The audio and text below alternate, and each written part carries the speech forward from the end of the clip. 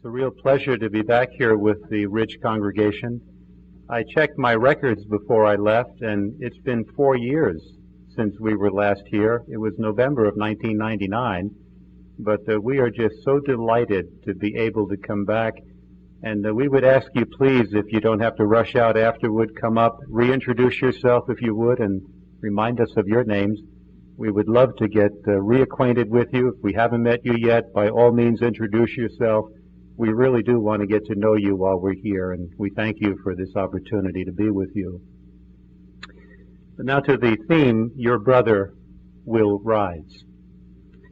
Young Joshua Walker had been diagnosed with acute myeloid leukemia, and after a long, hard battle against the illness, the doctors informed Joshua and his family that the time was near.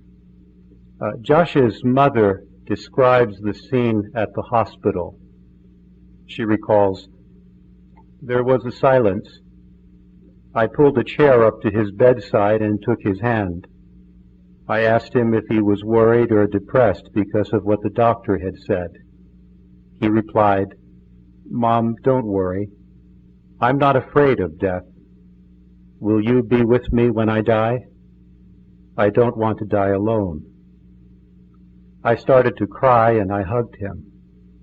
He cried too and said, 'Mom, I'm in Jehovah's hands. I want all of you to stay in the truth so that you can welcome me back in the resurrection. I can tell you this, Mom, with all certainty. I know Jehovah is definitely going to bring me back in the resurrection. He has read my heart, and I truly love him.'" Now, one thing is clear. The resurrection hope was very real to Joshua. What about you?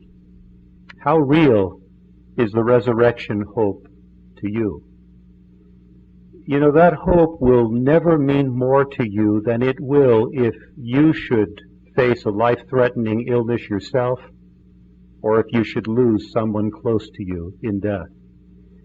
Life in this old system is so uncertain. Sadly, friends, we can never know when the enemy, death, will strike. So what we want to talk about here this afternoon together are three things. Number one, why can we believe the resurrection promise? Number two, we're going to examine a scriptural example of a resurrection. It's the one that prompted the words, "Your brother will rise." And then number three, we'll talk a little bit about how you can make the resurrection hope more real to you. So first, why can we believe in the resurrection promise? Well, to believe in a promise, you need to know that the one making the promise has the power and the will to fulfill it. Now, let me illustrate the point. Imagine that you fell very deeply into debt, and a good close friend of yours comes and he promises to help you out. But you happen to know that he's dirt poor and is in fact heavily in debt himself. Of what value really is his will or desire, since he lacks the resources or the power to help you? Now, on the other hand, a few doors down from you, one of your neighbors might have loads of money in the bank. But why should he use his money to help you? See, what good are his resources if he lacks the power or the will to help, the desire or the will? To believe in a promise, you need to know that the one making it has the power or the ability and the will or the desire to make it happen. But what about the resurrection promise? Does Jehovah have what it takes to make it happen? Well, first, what about the power? Does Jehovah have the power or the ability to remember and resurrect the dead? Well, Jehovah has unlimited power. That is why in Scripture He alone is referred to as the Almighty. Now think about it.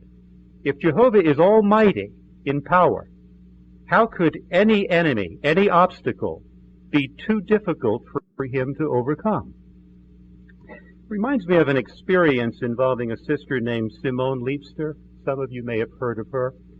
Simone was raised in the truth in northern France, and she grew up during World War II, during the Nazi occupation of France. And she recalls how, as a witness growing up, one of the brothers in the congregation was sent to the concentration camps, and he was killed in the camps. And when word of that tragedy came back, Simone was just devastated. But she remembers something that her mother said to her, something rather profound about the resurrection promise. Simone's mother said to her, "Simone, we know that God cannot lie.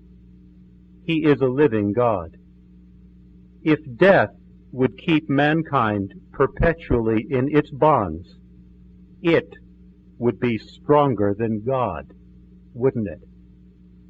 I mean, how could any obstacle be stronger or more powerful than Jehovah?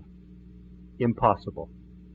Now let's consider just one evidence of Jehovah's tremendous power, his vast memory. This is beautifully described in Scripture at Psalm 147 and verse 4. And note how the psalmist describes Jehovah's capacity to remember. Psalm 147,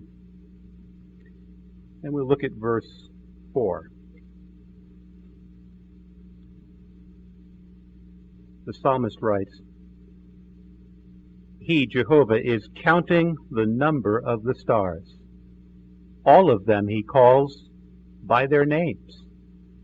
Now look at the first part of the verse. He is counting the number of the stars. How many stars are there? This is beautifully explained in chapter 5 of the Draw Close to Jehovah book. There it explains that on a clear night, away from bright city lights, with your unaided eye, if you were to look up and try to count the stars, at most you would be able to count about 3,000. And yet, astronomers tell us that there may be well over 100 billion galaxies, each with billions upon billions upon billions of stars. Now, to just put that into some perspective, do you have any idea how long it would take you just to count to 100 billion? At the rate of 1 per second, 1, 2, 3, at that rate it would take you 3,171 years just to count to 100 billion. Now, mind you, that's just the number of galaxies they estimate. And each of those galaxies may contain billions upon billions of stars. Now, what's even more impressive, really, is what the latter part of the verse says. It says, all of them Jehovah calls by their names. In other words, he can call each of those stars by its correct name. Now, it's challenging enough to count the number of the stars. Imagine being able to call each one by name. Now let me illustrate it this way. We've got quite a crowd here today, and that's nice to see. Well, let me use my friend Chuck Cady here as an example. Now he's a pretty bright fellow. Let's say that we were to introduce him by name to everyone here today before the meeting, first and last names. And then afterward we were to ask him to count the number in attendance today. Now that might be a little challenging, right, to make sure you count correctly, you don't leave anyone out, you don't count someone twice. But what if, after counting, we were to ask Chuck, all right, now, call each person by his correct name? Interesting. Jehovah can not only count the number of the stars, he can call each one by its rightful name. Surely an almighty God, with such a vast memory, is capable of remembering and resurrecting the dead. So no question about it, Jehovah has the power to raise the dead. But now, does he have the desire? Does he have the will to do so? Well, we might open to Job chapter 14 and note what it says about Jehovah's desire in this regard. Job 14.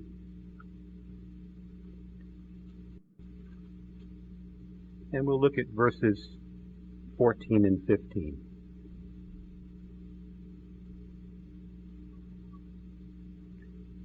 We read, "If an able-bodied man dies, can he live again? All the days of my compulsory service I shall wait until my relief comes. You, Jehovah, will call, and I myself shall answer you. For the work of your hands you will have a yearning." So regarding the restoring life to the dead, it says there in the latter part of the verse that Jehovah has a yearning. What does that mean? Well, in the Hebrew, the word here translated yearning literally means to become pale, or to pine or long after something. Another translation here reads, "You will long for the person your hands have made." Now, what this is telling us, friends, is that if you have lost a loved one in death, and if your heart yearns to hold that person again, what Job 14:15 is telling you is that you are not the only one who misses your loved one. Jehovah misses that one too. And with all his heart, he yearns to restore that one to life. Now, how certain is Jehovah's will in this regard? It is so certain that in his view, it's as good as done. Now, we might turn over to Luke chapter 20 and note how Jesus indicated the absolute certainty of Jehovah's will in this regard. Luke chapter 20, and we'll look at Jesus' words recorded in verses 37 and 38. Jesus said, "But that the dead are raised up, even Moses disclosed in the account about the thorn bush, when he calls Jehovah the God of Abraham and God of Isaac and God of Jacob. He is a God, not of the dead, but of the living, for they are all living to him." Let's analyze Jesus' words for a moment. In verse 37, he refers to the account about the thorn bush. Jesus is referring back to the account recorded at Exodus chapter 3, when Moses was at the burning bush and Jehovah through an angel communicated with Moses. Now that incident involving Moses at the bush took place in the year 1514 BCE. And at that time, at the time Jehovah spoke to Moses, the patriarch Jacob had been dead for 200 years, Isaac had been dead for 225 years, and Abraham had been dead for 330 years. And yet, Jesus says, when Jehovah spoke to Moses, Jehovah spoke of himself as being the God of Abraham, Isaac, and Jacob. In other words, Jehovah in effect was saying to Moses, I am, not I was, the God of Abraham, Isaac, and Jacob. Jehovah spoke of those patriarchs as if they were still alive. Why? Jesus explains in the latter part of verse 38, because they, the dead, are all living to him.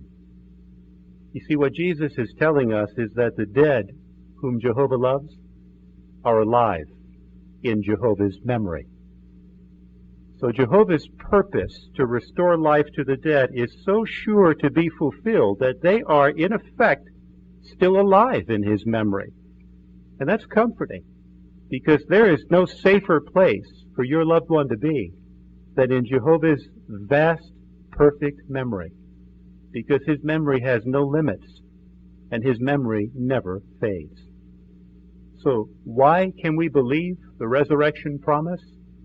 Well, as we've seen, Jehovah has the two things that are needed to make it happen: unlimited power and an unstoppable will. But now a further basis for confidence that the resurrection will take place is that Jehovah has already done it. The Bible contains some case histories.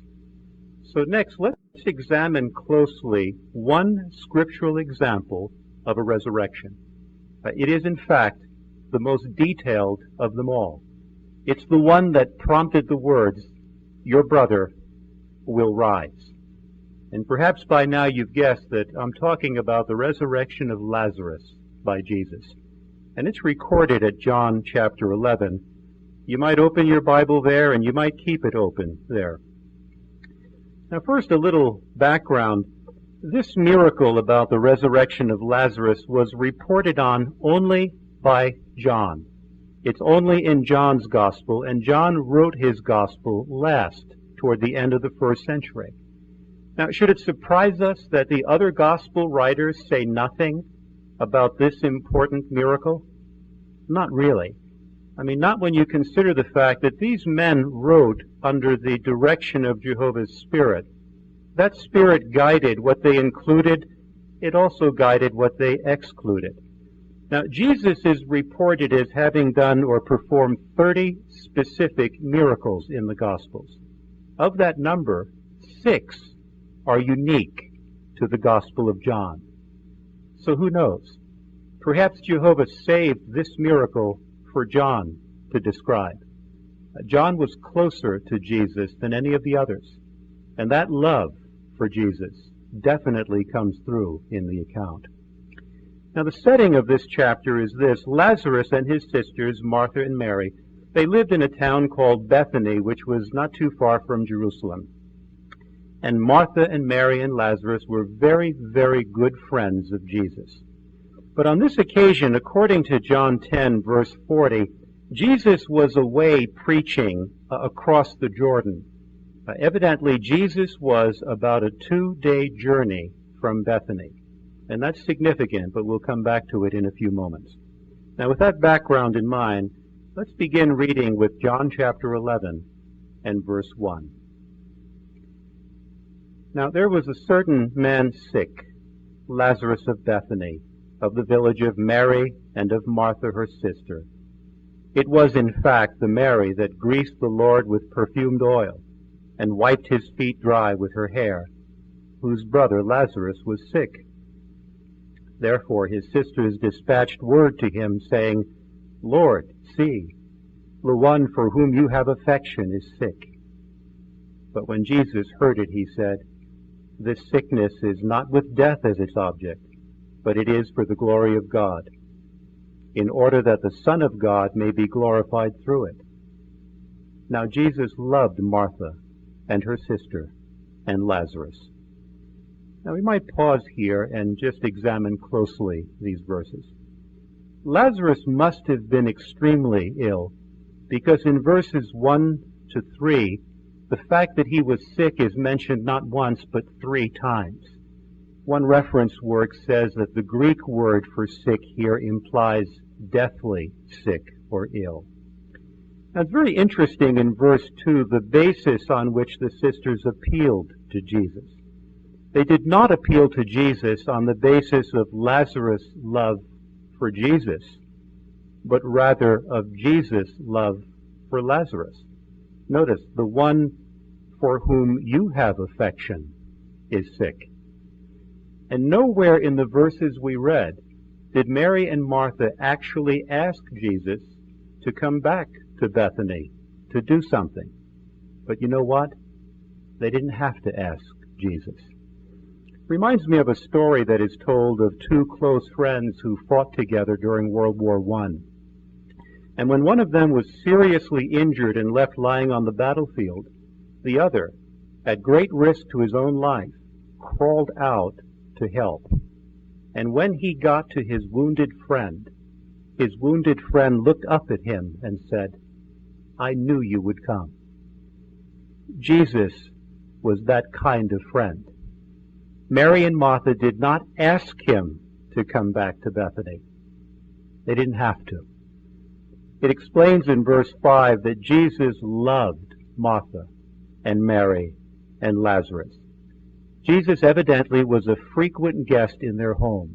Now just imagine for a moment how much that must have meant to Jesus. I mean, Jesus himself said that he had nowhere to lay down his head. He had no home of his own. But Jesus on earth was a human, and as such he needed friends. He needed those to whom he could open his heart and bare his mind. How precious it must have been to Jesus to have a home where he could go, and in which he could find rest and peace and friendship. Let's pick up with verse 6 and note how Jesus responds to this news about his dear friend. However, when he heard that he was sick, then he actually remained 2 days in the place where he was. Then after this he said to the disciples, "Let us go into Judea again." And let's skip over to verse 11. He said these things, and after this he said to them, "Lazarus our friend has gone to rest, but I am journeying there to awaken him from sleep." Therefore the disciples said to him, "Lord, if he has gone to rest, he will get well." Jesus had spoken, however, about his death, but they imagined he was speaking about taking rest in sleep. At that time, therefore, Jesus said to them outspokenly, "Lazarus has died." Now let's pause and analyze. Now, when the messenger left Martha and Mary, Lazarus was sick. But remember, it took the messenger 2 days to get to where Jesus was. And unknown to the messenger, Lazarus died right about the time that the messenger arrived at Jesus. The messenger could not have known that, but Jesus miraculously did know it. And yet what does Jesus do? Well, it says in verse 6 that rather than leaving immediately, he remained right where he was for 2 additional days. Why? Well, back in verse 4, we noted that Jesus said that this sickness of Lazarus would somehow be used to glorify Jehovah. How so? Well, recall that by this point in Jesus' ministry, Jesus had already performed 2 resurrections. He'd resurrected the 12-year-old girl shortly after her death, and he had resurrected the son of the widow of Nain likely within 24 hours of his death. But this time, Jesus was going to do something even more remarkable. Now let's pick up the account with verse 17 and note what happens when Jesus actually arrives at Bethany. Consequently, when Jesus arrived, he found he had already been 4 days in the memorial tomb. And then verse 20.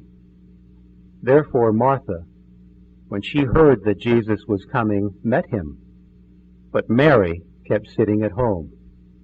Martha therefore said to Jesus, "Lord, if you had been here, my brother would not have died. And yet at present I know that as many things as you ask God for, God will give you." Jesus said to her, "Your brother will rise." Now let's pause and analyze. In verse 17 it says that when Jesus arrived at Bethany, Lazarus had been in the tomb for 4 days. Now again, you can do the math. Lazarus died right when the messenger got to Jesus. So by waiting 2 days and then traveling 2 days, by the time Jesus got to Bethany, Lazarus had been in the tomb for 4 days. Now it seems rather clear, doesn't it, that Jesus purposely arranged it this way. Why? Well, the Bible does not clearly explain. But here's a very interesting possibility. The Jewish Talmud, which is a collection of Jewish traditions and beliefs, says that a bereaved person should visit the grave for 3 days following a death in order to ensure that the person was truly dead. You see, a belief had arisen among the Jews that the soul survived the body at death, but that the soul hovered over the body for 3 days following death, hoping to re-enter it. But upon seeing decomposition set in after 3 days, the soul departed, and all hope, according to Jewish belief, was lost. So one thing is crystal clear.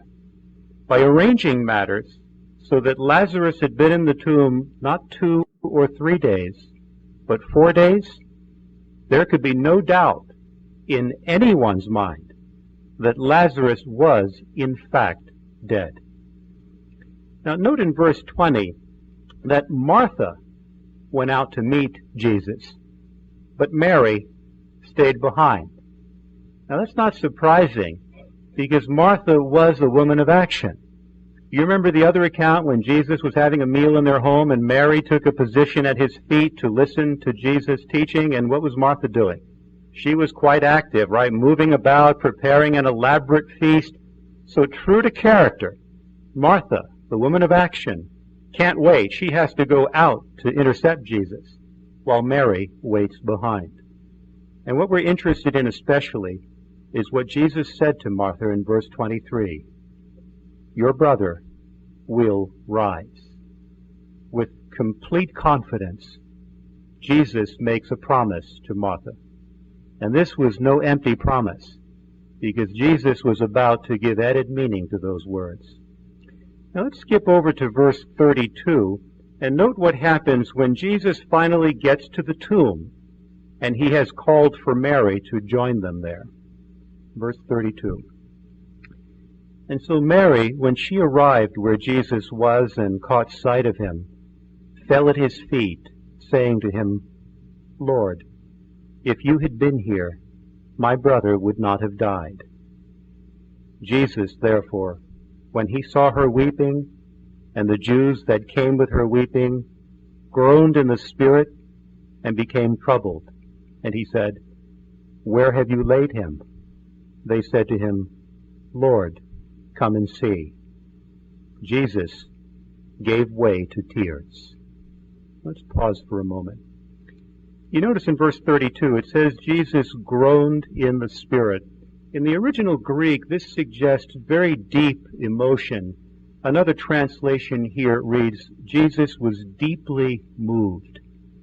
It also says he became troubled in verse 33.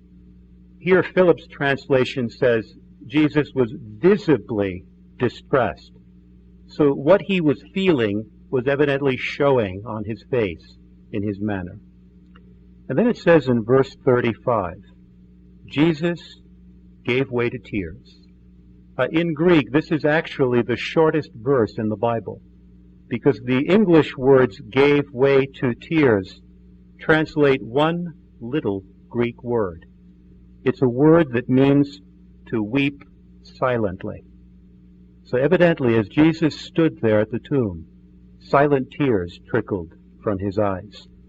Now, in contrast, up in verse 33, the word in Greek to describe Mary's weeping actually denotes loud, audible sobbing. So whereas Mary was sobbing loudly, Jesus wept silently. Now, why did Jesus cry? Well, it said there in verse 33, basically it was because he saw Mary weeping, and it touched him deeply. I mean, have you ever been moved to tears because someone you loved dearly was weeping or crying? The Bible makes 3 references to Jesus crying. One is over Jerusalem. You might remember Luke 19:41, he wept over Jerusalem. Another time, according to Hebrews 5:7, is when Jesus was in the Garden of Gethsemane. It says with strong outcries and tears, he called out to Jehovah. And this is the third. But of the 3, this is the only time when Jesus is reported as having wept with those who wept. Now, what can we learn from the tears of Jesus? Well, there are 3 important lessons to learn from Jesus' tears. Number 1, it's okay to cry when you lose a loved one in death. I mention that because evidently some of Jehovah's people have felt that perhaps it's wrong to grieve openly when you lose a loved one. That perhaps in some way it reveals that your faith in the resurrection is not strong enough. For example, here's a letter we received in connection with the brochure When Someone You Love Dies. And that brochure very eloquently explains that crying is part of the grieving process, and it's normal. In response to that, one sister wrote this: "Last August 1st, I lost my 21-year-old son in a tragic mining accident. My grief has been acute, and at times I've had doubts about my faith in the resurrection." She adds, "The brochure has helped me to deal with my grief and not to be afraid to cry, even in public.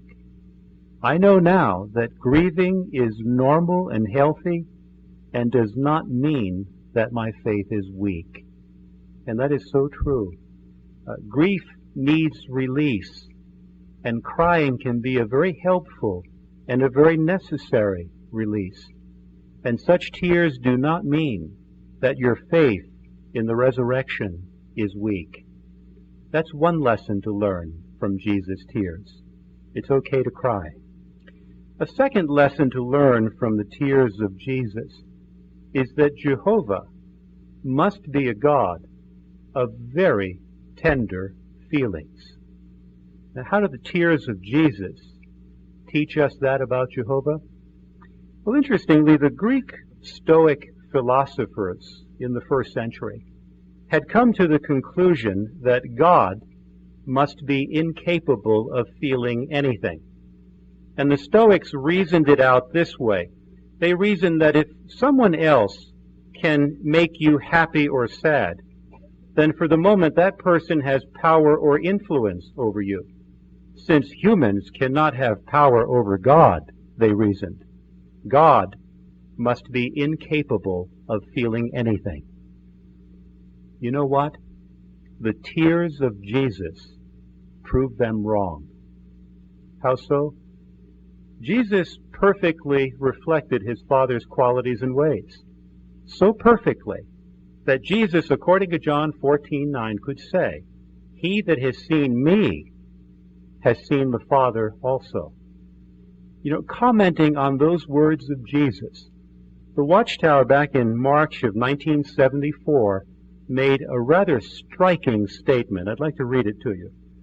It said, "Jesus imitated his Father so perfectly that had Jehovah God been on earth, he would have conducted himself exactly as Jesus did." Do you realize what that means? That means, friends, that if Jehovah God had been at the tomb of Lazarus, Jehovah too would have cried. The tears of Jesus prove that Jehovah is a God of very tender and deep feelings. Now, a third lesson to learn from Jesus' tears is that Jehovah's servants must be precious in his eyes. Now, how do the tears of Jesus teach us that? Well, think about it. Jesus cried because he saw Mary crying, and he was deeply moved and touched by her tears. Now, we weep over things that are precious or important to us. Now, let me illustrate it this way. Imagine that on your way into the Kingdom Hall this afternoon, you accidentally stepped on a very tiny insect. Would you have stopped and given way to tears? Probably not, right? On the other hand, we do weep over the death of a loved one or when we see a loved one crying. Why? Because such ones are important to us. Well, since Jesus perfectly reflected his Father's qualities and ways, and since Jesus was moved by Mary's tears to cry, what does it prove? It proves that Jehovah sees and is deeply touched by your tears. And that proves that you who serve Jehovah must be precious in his eyes. What a beautiful thought, that we who love Jehovah are precious in his eyes. Now let's go back to the account there in John 11 and pick up in verse 38 and note the miracle that Jesus performs. John 11 and verse 38. "Hence Jesus, after groaning again within himself, came to the memorial tomb. It was, in fact, a cave, and a stone was lying against it. Jesus said, 'Take the stone away.' Martha, the sister of the deceased, said to him, Lord, by now he must smell, for it is 4 days. Jesus said to her, Did I not tell you that if you would believe, you would see the glory of God? Therefore they took the stone away. Now Jesus raised his eyes heavenward and said, Father, I thank you that you have heard me. True, I knew that you always hear me, but on account of the crowd standing around I spoke, in order that they might believe that you sent me forth. And when he had said these things, he cried out with a loud voice, Lazarus, come on out. The man that had been dead came out, with his feet and hands bound with wrappings, and his countenance was bound about with a cloth. Jesus said to them, Loose him, and let him go. Now go back to verse 39 for a moment. At first, Martha objected, He must smell, Lord, it's been 4 days. Remember, the process of decomposition had set in by now. According to the Jewish belief, there was no longer any hope because the soul, which they thought would have lingered for 3 days, would have left, so all hope was gone. Now, Jesus in verse 40 says, Did I not tell you that if you would believe, you would see the glory of God? Interestingly, when it comes to Jehovah, Jesus says, believing is seeing. Now, when it comes to fellow humans, people often say, seeing is believing, right? Why? Because humans can be so untrustworthy. But Jehovah is completely trustworthy. He has never made a promise that he has not or will not fulfill. So according to Jesus, if we believe Jehovah, then we will see what he has promised, the resurrection of our loved ones. In verse 41, it says that Jesus raised his eyes heavenward and said an audible prayer. Remember, a crowd had assembled, and ever humble, Jesus wanted to be absolutely certain that everyone there would know the true source of what he was about to do. And then it says in verse 44, the man that had been dead came out. Now, mind you, this is the climax toward which this whole chapter has been building. And here the actual miracle of the resurrection is presented with the greatest economy of words. And then in the latter part of verse 44, Jesus says, Loose him and let him go. You see, evidently, struck by amazement at first, no one moved. And then with perfect composure and as if nothing extraordinary had just happened, Jesus directed them to untie the wrappings and to let Lazarus go. Now, what does this beautiful Bible account teach us? Well, this account provides outstanding assurance that the resurrection promise is sure to be fulfilled. I mean, think about it. Why else would Jehovah have made the account of this miracle one of the most detailed and elaborately described miracles in all of Scripture? Clearly, Jehovah wants us to believe him when he promises, your loved one will rise. Now, this brings us to the third and final question I raised at the outset, and that is, how can you make the resurrection hope more real to you? Well, there are two very simple but very important suggestions that can help. Number one, read and meditate on the resurrection accounts found in the Bible. Interestingly, there's not just one, but 8 separate resurrection accounts recorded in Scripture. Let me just list them for you quickly. The first resurrection in the Bible record is when Elijah resurrected the son of the widow of Zarephath. It's recorded at 1 Kings chapter 17. Interestingly, the first resurrection in the Bible was performed on a non-Israelite, and it was performed on foreign soil, not on Israelite soil. Number 2, the prophet Elisha resurrected the son of the Shunammite woman. You can read about that at 2 Kings chapter 4. Number three, another resurrection was performed in connection with the prophet Elisha. It's described at 2 Kings 13, 20 and 21. The prophet Elisha had already died.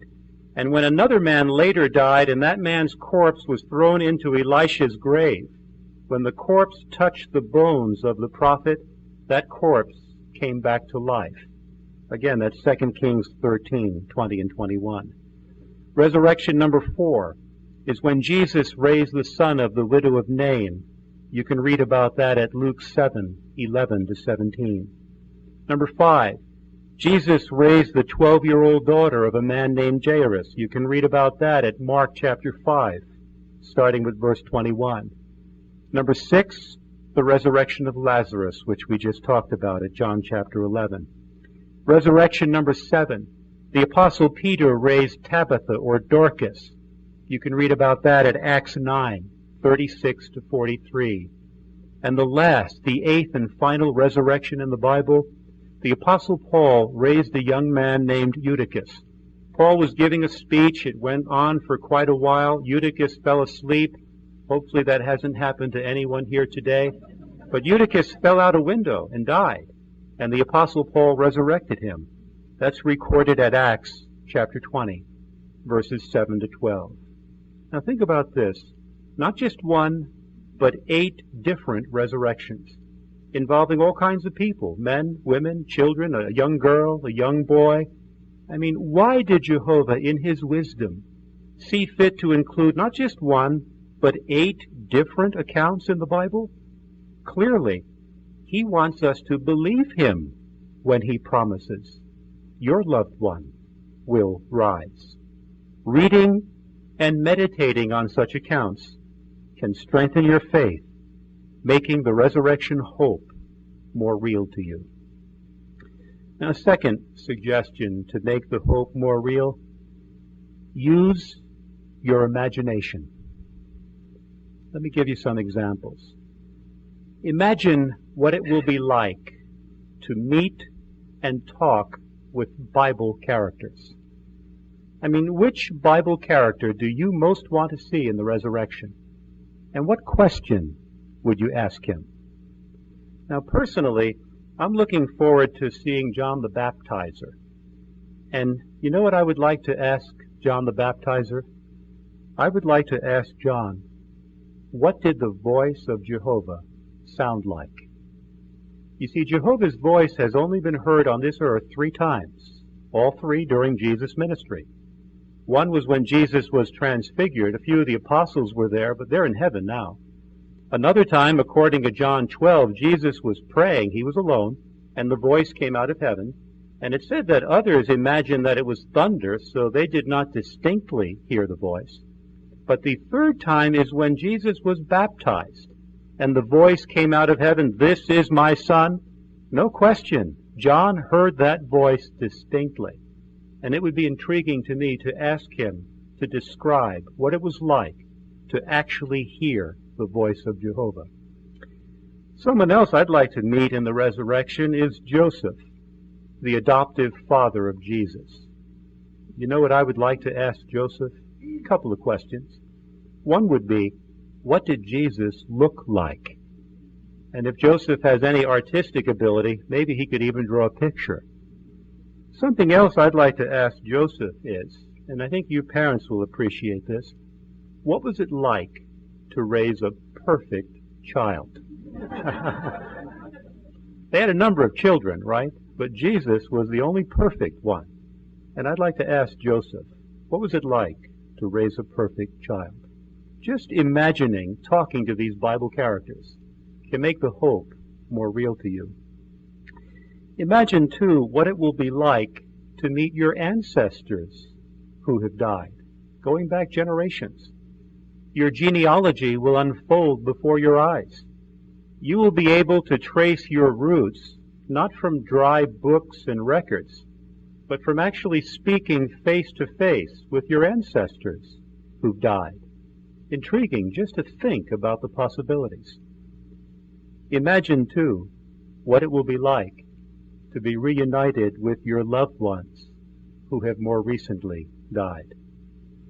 Just picturing the new world and seeing yourself there can make that hope more real to you. And you talk about an imagination. I'd like to read to you an essay that was written by a young sister. She was a teenager, and she was asked to write an essay on 500 years from now. Needless to say, she wrote about her hope. But listen to the imagination of this youngster.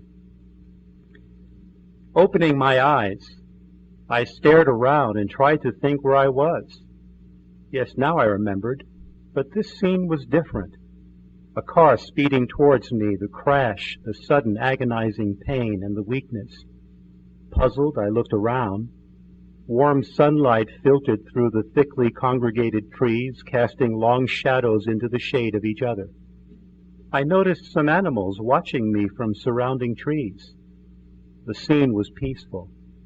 I stood up and started to search my body for any sign of the accident. No scars, no scratches to be seen. You see, the last thing I remember is being involved in a car accident. Perhaps I can help you, said one of the women, drawing out a yellow book from her pocket of bright floral gown. Your name? I gave her my name, and then, after checking the book, she led me over to a small path. Many people were gathered, busily planting vegetables. Astonished, I watched as a small child led a panther among the planters and then stopped to pick up a cobra which lay in his path. I tried to shout a warning, but the child had already picked up the snake. Smiling, my guide told me to sit down on the grass. Obediently, I took my seat and nervously eyed the lion that had ambled over and sat down beside me. For the next hour I listened, enthralled, as my guide related the events which had taken place on earth during the few hundred years I had been asleep in death. First, she explained from the Bible that there had been survivors of this destruction, of which she was one, and into their care had been entrusted the job of making the earth a paradise. She then went on to tell me that the time had come for the resurrection of all those who had fallen asleep in death, as foretold at John 5:28 and 29. The resurrection had been a gradual process and was still in progress, explained my guide. She then went on to tell me the thrilling news that my parents were now comfortably settled in a home not far from where we sat. My guide anticipated the effect this news would have on me, for she was already on her feet and leading me to the path that led to my parents' home. I gratefully thanked her and sped up the winding pathway to the waiting arms of my parents. Boy, what an imagination. Just imagining being reunited with your loved one can make the hope more real. Whom do you most long to see and hold? If you were to ask my wife Joanne, she would tell you that she most longs to see her father in the resurrection. He died about 23 years ago, and he had not been a witness at the time of his death, but he'd mellowed considerably. So I know she longs to see how in the new world, under different conditions, he might respond to the truth. If you were to ask my mother, she would tell you that she most longs to see her sister Rose in the resurrection. And there's a very special reason why. You see, my mother and her sister Rose share the truth in common, but there's something else that makes my mother long for that reunion. You see, my Aunt Rose had 3 children. Her oldest was injured at birth, and he was severely retarded as a result. For 25 years, my aunt took care of him. She bathed him, changed him, fed him, as you would a newborn baby. My aunt died in June of 1963.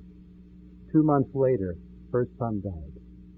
So you see, my mother longs to be there in the resurrection, not only so that she can see her sister, but so that she can be there when her sister is reunited with her son and for the first time looks upon him having a sound body and a clear mind, and he can hear her speak to him. Just imagining the reunion with your loved ones can make the hope more real to you. A word of caution, though. Use your imagination, but do not let your imagination run away with you. You see, there are many questions about the resurrection that are unanswerable in this system. Questions like, where will they come back? Where will they live? What will be the precise nature of my relationship with a spouse who's died? Frankly, the Bible does not provide us with enough information to clearly answer those questions. But the Bible does provide us with more than enough information to clearly answer this question. Would Jehovah God ever do anything that would hurt you or deprive you of happiness? Absolutely not. Your future happiness could not be in safer or more caring hands. So, by way of review, why can we believe the resurrection promise? Well, because Jehovah has the two things that are needed to make it happen: unlimited power and an unstoppable will. What faith-strengthening scriptural example did we consider? Well, we examined in detail the account about the resurrection of Lazarus, one of the most elaborately, most detailed miracles described in all of the Bible, and it provides outstanding assurance that the dead will be resurrected. How can you make the resurrection hope more real to you? We considered two simple but important suggestions. Number one, read and meditate on the Bible examples of resurrection, the 8 of them that we talked about. And number two, use your imagination, but don't let your imagination run away with you. So if your heart yearns to see a loved one again, never forget Jesus' promise to Martha: your brother will rise. That promise applies to you and me as well. Jesus' promise to you is your loved one will rise. That promise is absolutely certain to be fulfilled. The only question is, will you be there to see them and to be seen by them? Well, that, of course, depends largely upon what you do now. Thank you very much.